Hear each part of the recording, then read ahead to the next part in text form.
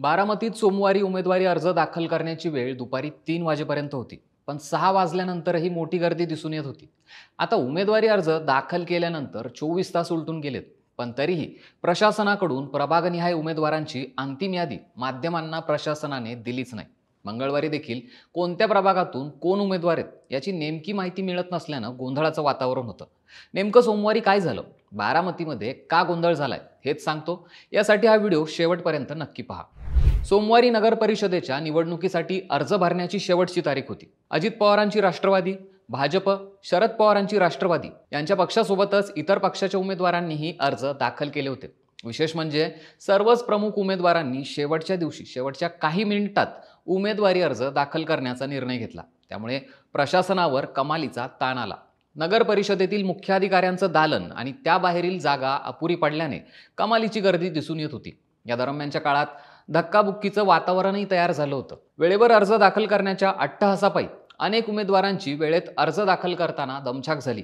अर्ज दाखल करण्यासाठी आलेल्या सर्वच उमेदवार आणि सूचकांना आत घेऊन दरवाजा बंद करण्यात आला.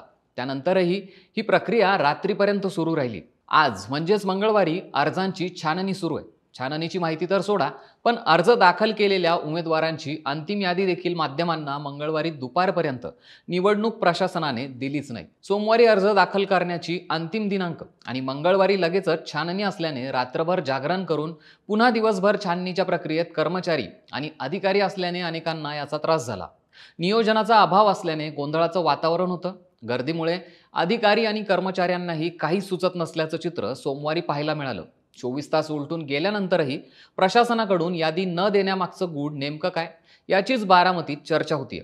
अधिकाऱ्यांकडे चौकशी केल्यानंतर देतो काम सुरू आहे इतकंच उत्तर दिलं जात होतं. इकडे सगळे पक्ष मात्र गुडघ्याला बाशिंग बांधून मैदानात उभे आहेत. अजित पवारांच्या राष्ट्रवादीसोबतच शरद पवारांच्या राष्ट्रवादीने देखील उमेदवार दिलेत. या सगळ्यात भाजपही मागे राहिलेली नाहीये. रासपची साथ घेऊन उमेदवार निवडणुकीच्या आखाड्यात उतरवलेत.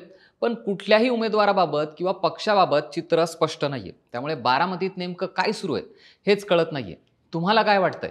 अद्यापही प्रशासनाने उमेदवारांची यादी का दिली नसेल हे आम्हाला कमेंट करून नक्की सांगा आणि सरकारनामाला सबस्क्राईब करायला विसरू नका.